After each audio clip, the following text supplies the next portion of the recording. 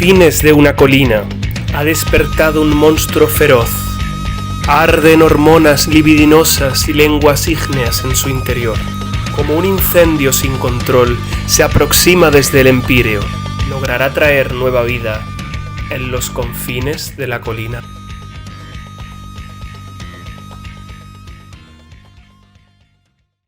Hola, buenas, soy Jaycee del futuro. Sí, no soy el Jaycee que veis saludando a cámara en estas imágenes, sino el Jaycee que está reclinado en el sillón de su oficina, ocupado con la edición del vídeo. ¿Os imagináis el imposible de ponerme a capturar monstruos al mismo tiempo que os voy contando mi día? Esta nueva zona se llama Las Colinas. Debe su nombre a las colinas que la configuran físicamente. Se trata de un sitio tranquilo, a excepción de los lugares de anidación de depredadores, o de las visitas de grandes monstruos en celo, como el Giancutcu. Hablando del susodicho, la misión que hoy me trae aquí es la de exterminar las capacidades de reproducción sexual del Giancutcu, para evitar un desastre ambiental de escala Australopithecus. Este monstruo guarda un importante parecido con un pelícano rosa o flamenco. Se ha estudiado este parentesco y a pesar de no haberse obtenido pruebas concluyentes, personalmente me parece evidente que son primos o algo, porque es que se parecen mucho. Su habilidad para producir fuego y escupirlo reside en la flora intestinal tan inestable que posee. Cuando se siente amenazado, sufre de ardores de nivel 7, que combinados con su bolo alimenticio constituido de pedernal, piedras y hojarasca, da lugar a su archiconocida vomitona de fuego. A pesar de que se trata de una habilidad defensiva de primer grado, también demuestra ser una práctica perjudicial para el propio monstruo, ya que puede quedar afónico al día siguiente y con carraspera unos días más a causa del daño provocado por las llamas en su garganta. Por cierto, ¿qué tal os ha parecido la nueva introducción que he probado a hacer hoy? He tenido a bien llamarla Intro Poética Épica, porque es un intento de introducción poética y épica. Y bueno, no quisiera parecer vanidoso, pero a mi modo de ver me ha quedado lo suficientemente poética, épica e introductoria como para ganarse legítimamente el título de Intro Poética Épica. Pero no nos quedemos en la superficialidad más somera. Hablemos también de la estructura y del contenido de esta.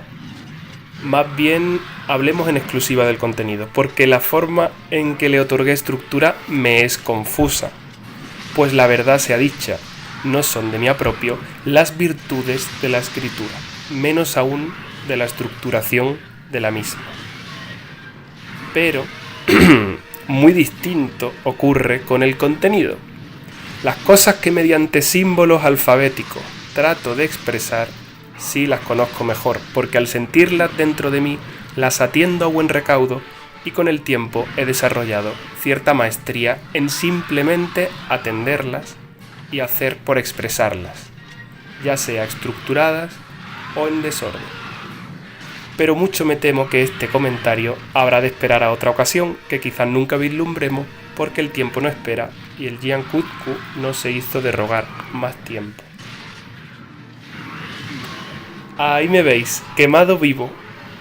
Consejo bicholóbico: si exuda fuego por la boca, no os acerquéis a ese animal sin el material adecuado. Puede tener la rabia, como poco. De hecho, yo llevé conmigo un equipamiento de alta calidad para facilitar el éxito de la misión.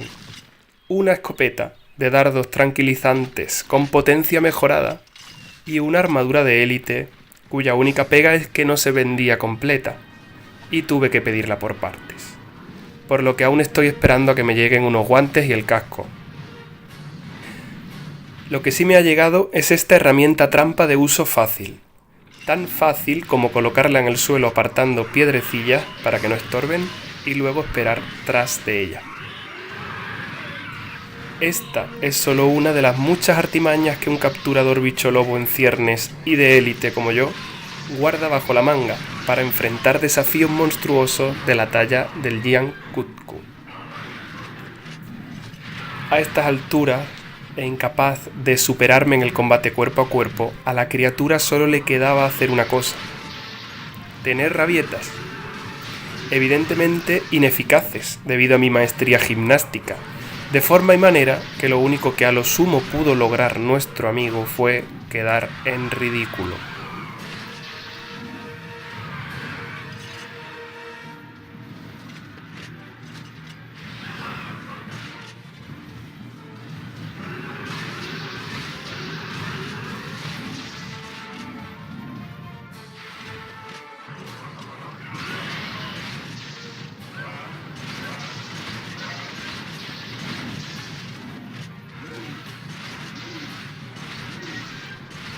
¡Yipi, yipi, yay!